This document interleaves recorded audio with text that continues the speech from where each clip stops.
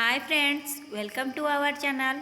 आज मु आपण मानू किभली भाबे कंप्यूटर को ऑन ऑफ करेंगे आपण मानू सिखेबी। आसतु प्रथमे आपण पावर बटन ऑन करेंगे। यह हेउची पीसी दिहरे कनेक्ट अछि। यह परे ए सीपीयू रो ए बटन टी को आपण ऑन करेंगे। यह परे डेस्कटॉप रो ए बटन टी को आपण ऑन करेंगे।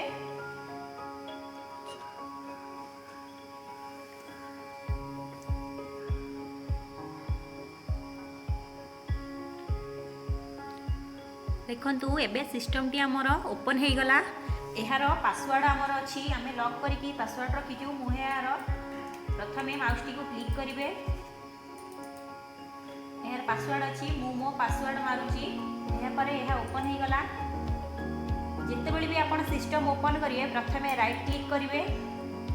रिफ्रेश जो देखो लिखाई रिफ्रेश सब बेले रिफ्रेश उपर क्लिक करेंगे और पुणी थे राइट क्लिक करेंगे एवं रिफ्रेश उपरे क्लिक करेंगे। यह करने द्वारा आमर सिस्टम टी रिफ्रेश होता है।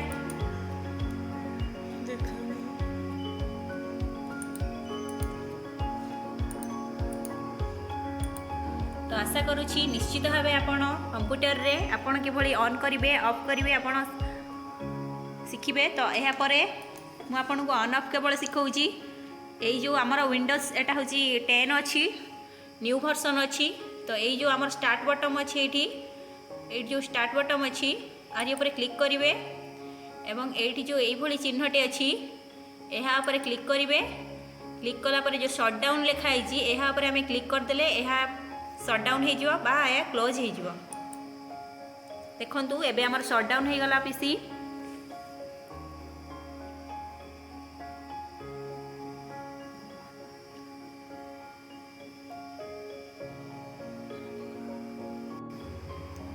यापर डेस्कटॉप रो आमर जो पावर बटन अच्छी यह को ऑफ करदे। आमर शटडाउन मारला बेले CPU row power button automatic of हो जाइए। तो डेस्कटॉप रो बटन टी को आप ऑफ करदे यह ऑफ हो गला। आशा करुँची कि आपण मानू निश्चित भाव ये वीडियोटी भल लगी। तो प्लीज़ लाइक करूँ शेयर करूँ। प्रथमे तो हाँ मो चैनल टी को सब्सक्राइब कर दिंतु। यही नोटिफिकेशन वीडियो पाइबापी आपण मैंने बेल आइकन टी को प्रेस कर दिंतु। किसी भी जदि डाउट अच्छी तो निश्चित भाव कमेंट करूँ। मुझे आपको डाउट क्लियर करी।